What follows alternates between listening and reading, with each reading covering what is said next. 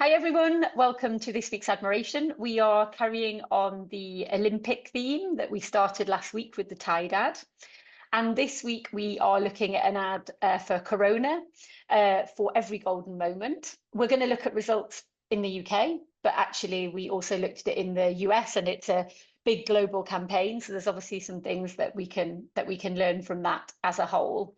So with that, shall we dive right in? Yeah, absolutely.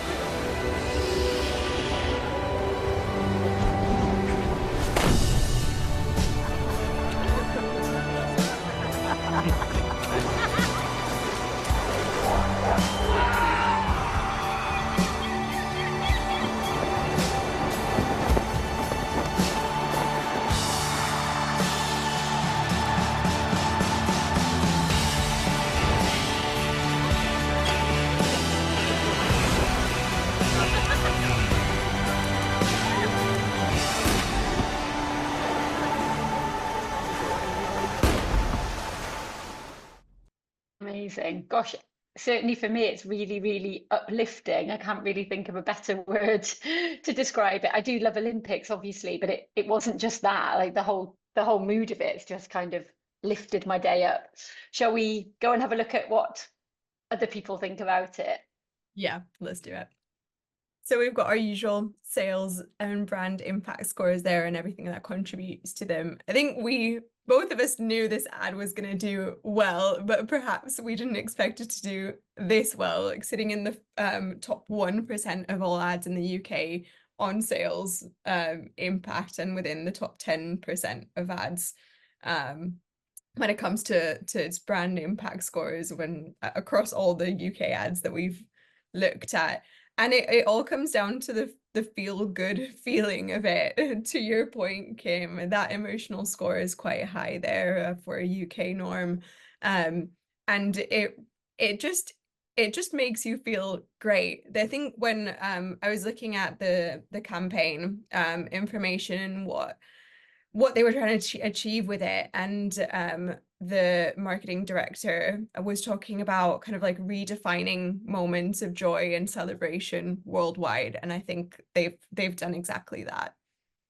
Yeah, and it's lovely, isn't it? The kind of the almost like the biggest that you can imagine, the biggest moment of joy. Like imagine being such a great athlete that you competed in the Olympics, right through to actually those everyday moments of joy, with your friends, the sun's shining, you're on the beach, you've got a fire, you're sharing a Corona, like, just really taking the extreme that like a moment of joy is to be found almost in every moment. And like some of them are like really huge moments and some of them are really small moments, but they all play like such an important role in our lives. And I think that's why I was left feeling just like, wow.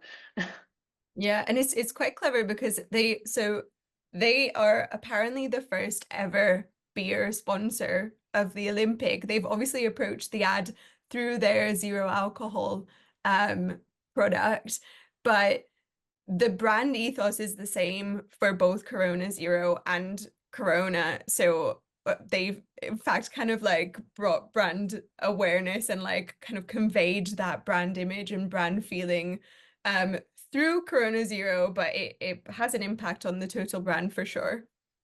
Yeah, that's absolutely spot on. And some people obviously talk about Corona Zero and pick up on it being the non-alcoholic version.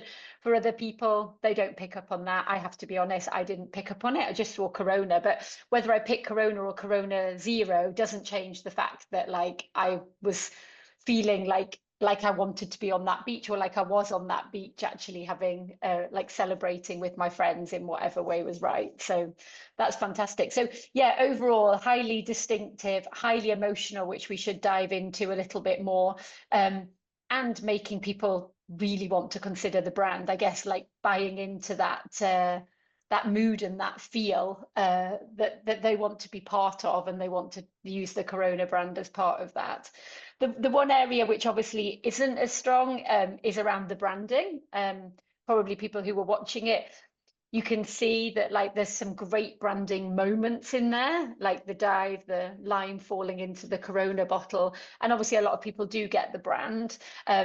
But it's definitely, again, if we contrast it to like the Tide ad, which was completely different last week, but the whole storyline was obviously around their brand and the cleaning. This time, there's a little bit more of a reliance on people who already understand the Corona brand and its and celebration and all of those kind of associations.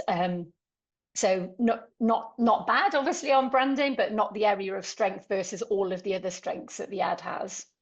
Yeah, it's the message is a lot more omitted here. You almost like need to rely on the audience to piece things together to understand that the ad is essentially conveying Corona as a brand that helps you celebrate little moments to big moments, whilst in the Tide ad, the messaging was very in your face, and it kind of like tied all the everything that we'd seen in the ad together at the very end. That's right. And that's why they're two really great examples to have one week after the next. They've both used the Olympics, but the way they've used them is completely different. One is actually like an engaging storyline, but around a very functional fact about their product. And the other one is highly emotional and much more about kind of a sense of what the brand is and wanting to be part of that. So actually, it's a beautiful contrast, just as a lovely reminder that we already know that obviously advertising can work in many different ways, and it's picking the right way for your brand and your moment. Yeah. Great. Shall we dive a little bit further into the emotion, because it's clear that that's the area that excels. Yeah, let's have a look first at the emotions that were felt overall after watching the ad. So we ask viewers, after seeing the ad, what is the overall emotion that the ad left them feeling? And in this case, love kind of like takes the crown there in terms of how much significantly higher there was a feeling of love felt by the audience versus the average UK ad that we test. Like is like strong enough, slightly below the norm, but we know that when we see strong emotions like love or laughter dominating, there's always a bit of a trade-off on that like element. So I mean, Yeah. love is the one driving that strong overall emotional reaction there Yeah. for sure. And that's incredible, right? Because I mean, obviously, people can only choose one. So if you've chosen love, you can't choose like. It's how Yeah. you're left feeling. But looking at that, a third of people, when they're asked how they are left feeling, and we know that advertising often doesn't make people feel a lot, but a third of people are choosing to say love. It would be much easier for them to say like, for example, but they've Yeah. chosen love. And if you add them together, just look at that's 80%. 8 in 10 people either feel love or like as a result of the ad. I mean, that's an incredible emotional response, and there's very little negative response at all. And importantly, even right at the bottom in terms of not feeling anything, that's exceptionally low. So yeah, you can see the real power in the emotional response that we're seeing here. I think I would have selected love. Yeah. Should we have a look at the moments that are driving that? Yeah. It's a lot of like and love at the very top there, very consistent throughout as well. There's kind of like little peaks, but it's kind of reassuring that we're seeing consistent emotion throughout, because the ad generally is trying to elicit that feeling for every moment that it's displaying. So you would almost expect that there would be equal amounts throughout, but there's obviously naturally elements that people prefer or like that make them feel stronger like emotions towards it. I think as well, it interested me because it's like the nuance, but can you see that peak around like 22, 24 seconds? Yeah. I think when I had a look at that, that was the moment of like when they transitioned from the beach where she looked like she was going to dive, and then it went to an actual Olympic diver doing like the incredible art of what they do, spinning in the air, Yeah. that big leap in surprise, which is wonderful. And then, of course, what's also interesting is people feel surprised by that, but then, of course, it shows the lime falling into the Corona bottle, and then you get the love coming through from that, reminding people of how they enjoy their Corona. So whilst, yes, the emotion grows throughout, and that's exactly what they would want, there's also some like real moments there, particularly around surprise, when people are kind of in awe of what they see the athletes do.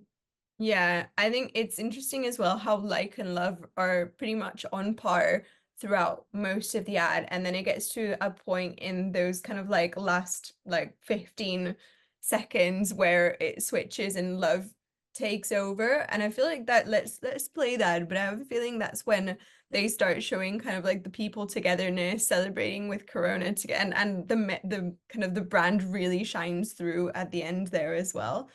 So if we go to around kind of like the 40 mark,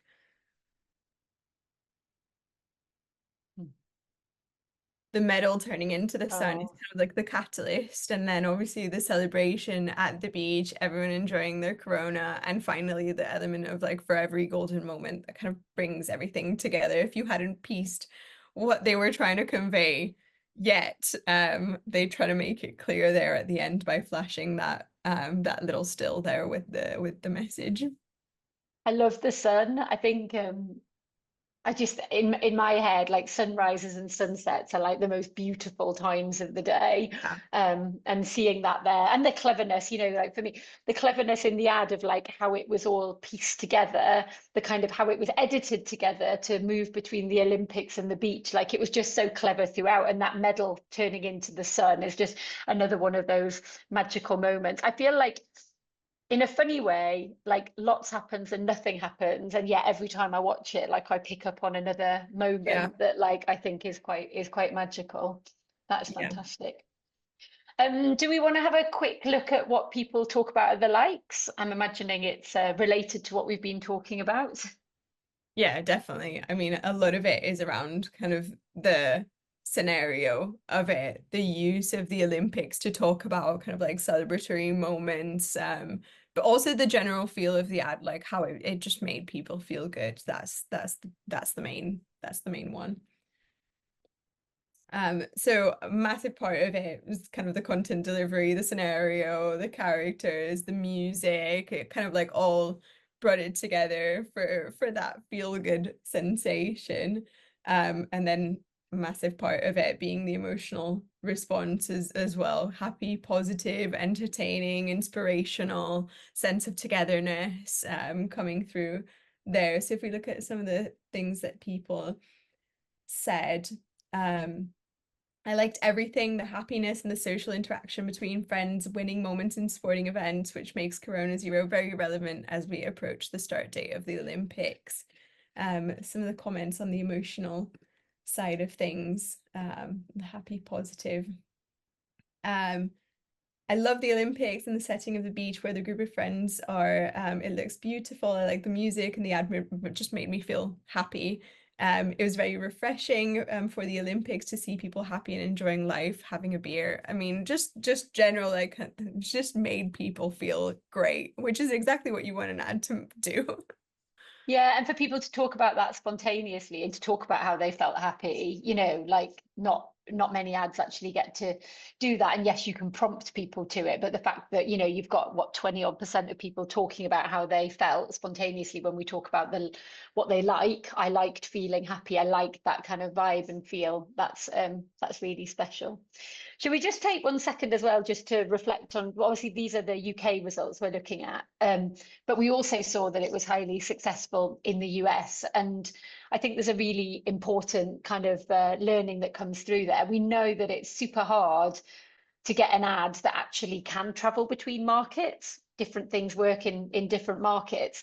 But I think there's something really clever here, which is if your brand has the same platform, the same associations, the same kind of stature, it's used in the same way, that's almost like your start point. If that's not true, it'll be very hard for anything to ever travel globally. Assuming that you've managed to establish that as your base, then you're looking for something that can be truly universal. And there's not loads of those things, you know, being a parent is one of those things, like wedding days, like things that people can all kind of relate to. In this case, I think there's three things that have made it like universal so that it can travel, right? It's that celebration, the whole reason that the brand's there, like everyone understands the idea of celebrating in every country, the idea of human connection, you know, the friends being together on the beach, well, they are celebrating, but even just that togetherness and that happiness that comes through. And then the third one, of course, is that unlike most things, the Olympics is actually like a truly maybe not universal, but almost, you know, like all of the countries in the world participate across. If you think about the different events that are there, you know, you might have different countries in different events and different specialisms, but over all of those events that exist within the Olympics, it's like a pretty big event, kind of the whole world over. So the fact that they've got a consistent brand and the fact that they've managed to tap into three universal things is, I guess, what makes it a really great ad that really can travel where many can't. Yeah. Lovely. So thank you, Isa, and we shall be back next week. Thank you. We will.